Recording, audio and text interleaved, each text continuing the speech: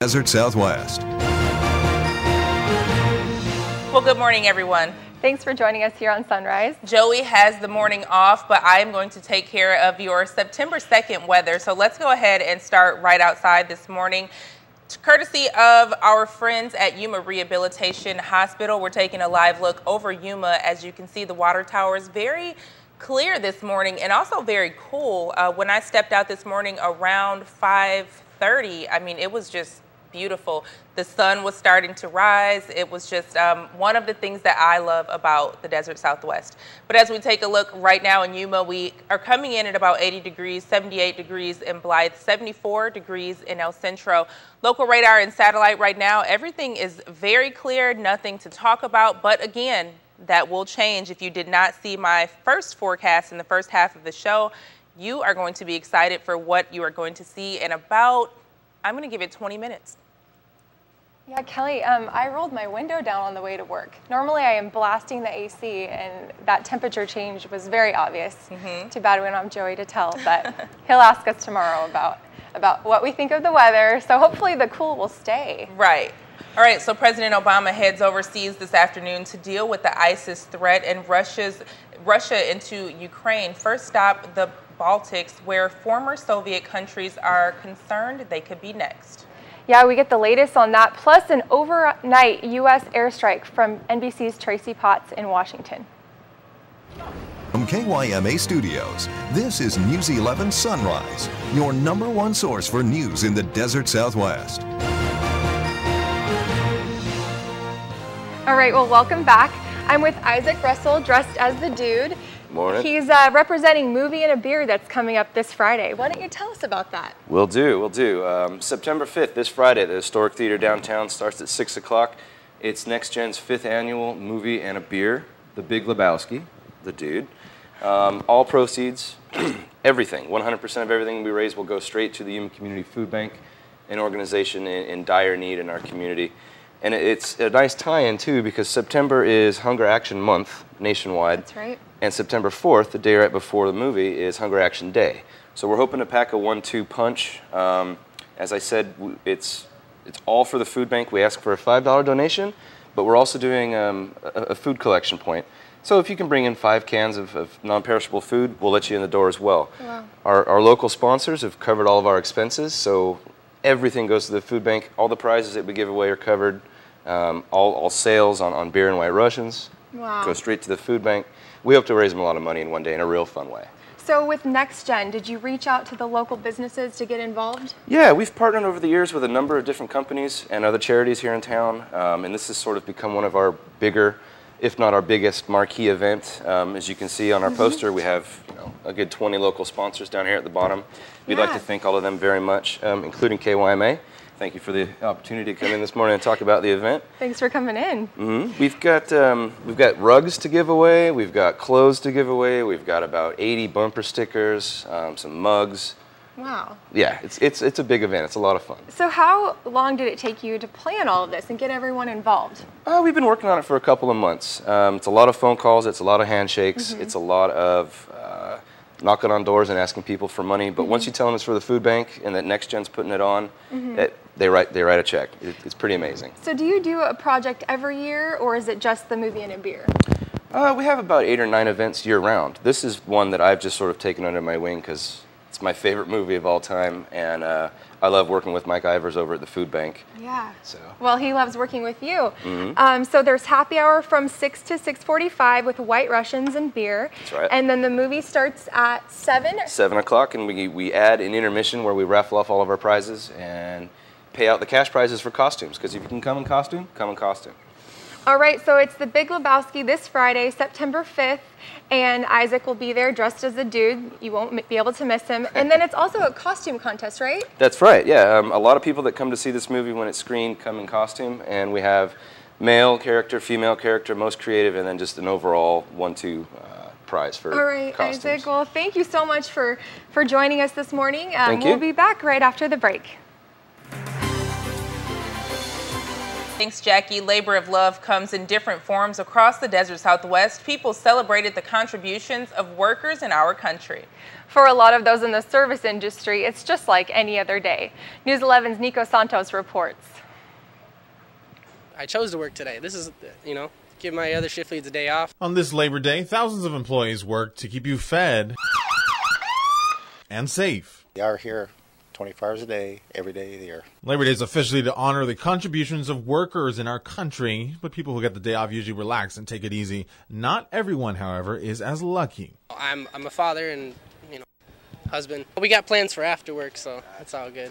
For people in the service industry and our first responders, it's just like any other day, but they say they do what they love to do. We grew up next to our firehouse, and so I saw the lighter side. They were having fun, and then I've always been a adrenaline junkie and somebody who really wants to help.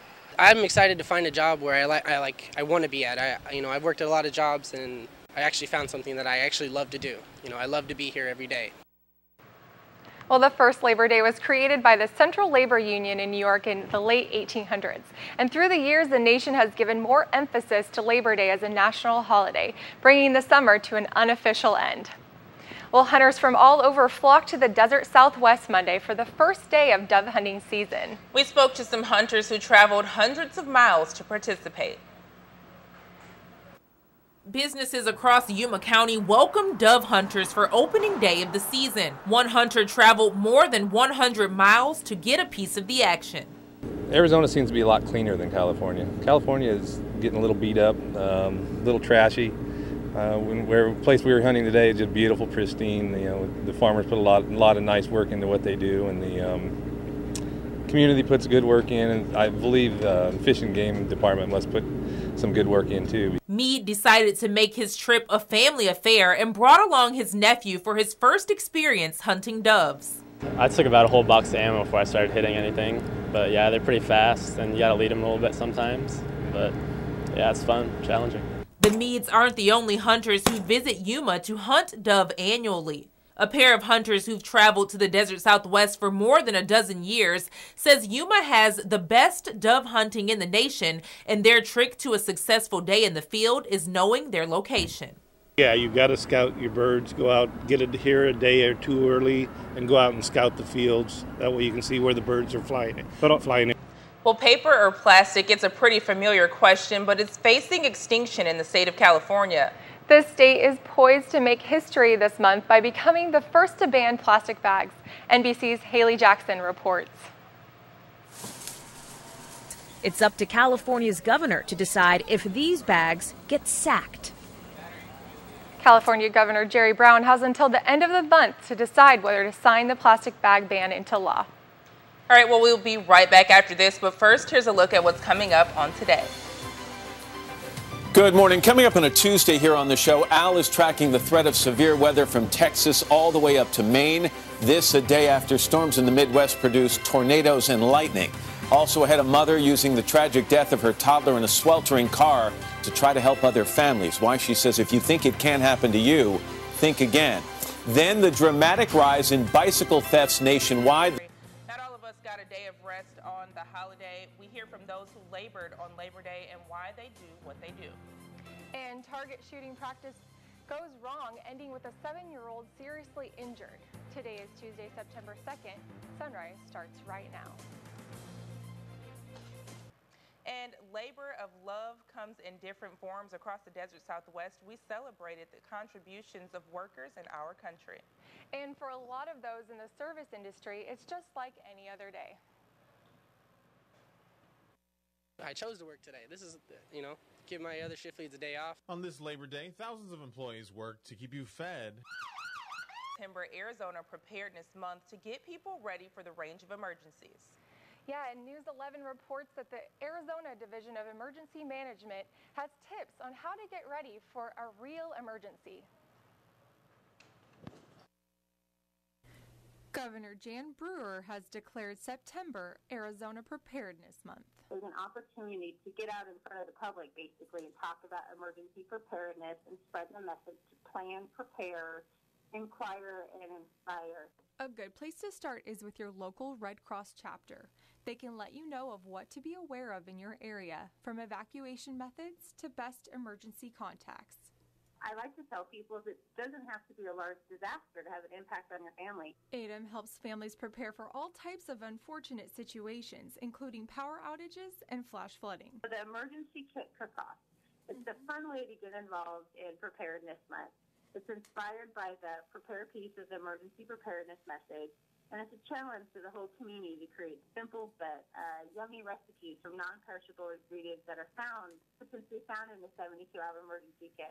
ADEM encourages families to plan ahead by creating an emergency preparedness kit by keeping food and water on hand and other necessary items, and to know the hazards in your community. You know, Arizona is very different. You know, we're probably not going to have a wildfire down here in Phoenix or in Yuma, but there's flash flooding potential. To learn more safety tips, you can visit their website at azein.gov. Well, a fun way to prepare for an emergency is to participate in the Emergency Kit Cook-Off. The public has until Tuesday, September 30th, to submit a recipe and receive a kit cook-off apron while supplies last. A 7-year-old Bay Area boy was flown to a Sacramento hospital after he was hurt while target shooting at his family's property. And Claire Doan has that report. Well, a deep-sea fishing boat was 17 miles west of Point Loma Saturday when it started taking on water. Yeah, the Coast Guard was able to get them in the nick of time, saving them from their sinking boat. Mike Jernigan. All right, well, coming up after the break, we'll have more. But first, let's take a look outside, courtesy of our Skycam. A live look, and that's courtesy again from our friends over at Yuma Rehabilitation Hospital. Well, 3 Americans detained in North Korea finally had the opportunity to have their voices heard, and they're pleading for help. North Korea eased its rules Monday, granting CNN rare access to interview the 3 men. But why would the rigidly communist nation suddenly have a change of heart? Well, Brian Todd reports. Well, a Florida man is hospitalized this morning after he was run over outside a local strip club. As Peter Bernard reports, the man was trying to stop an unruly customer. Hospitalized this morning after he was run over outside a local strip club. As Peter Bernard reports, the man was trying to stop an unruly customer. Well, with no minor league system, the amateur draft takes on a little more importance in professional football than it does in other sports and draws huge TV ratings as well. Kevin Costner goes for movie ratings in his latest project, Draft Day, out on DVD this week. Here's Raphael Seth with the video view. Do I take Callahan? He's a winner. Kevin Costner is on the clock in Draft Day. He plays the general manager of the Cleveland Browns, a football franchise that hasn't had much success in reality or on screen. So Costner is under pressure to turn it around, but his plan does not involve the consensus #1 player, and that makes his owner and his coach very unhappy. So, did you like a drink? Anyway, we went on a binge for the week. Ralph Steadman goes gonzo with Hunter S. Thompson in for no good reason. Steadman is a contemporary artist best known for his illustrations alongside Thompson's written word in numerous magazine articles and the author's famous Fear and Loathing in Las Vegas. This documentary is narrated by Johnny Depp. We could use another couple $100 of fertilizer. Jesse Eisenberg gets a grocery list for mayhem in Night Moves. He's a radical environmentalist set to drop some green justice on an Oregon dam, but mistrust among bomb. Well, happy birthday to Keanu Reeves. He is 50 years old today. I can't even believe it. He looks great.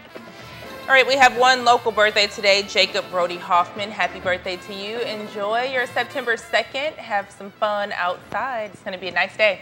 But the Dutch artist who brought us the giant yellow ducky created another huge animal for Taiwan's Arts Festival. It's an 82-foot high white rabbit who's leading against an odd aircraft hangar. Now, the giant yellow duck drew millions of visitors when it toured Taiwan last year, and the organizers of the Arts Festival are hoping the huge rabbit will have the same effect.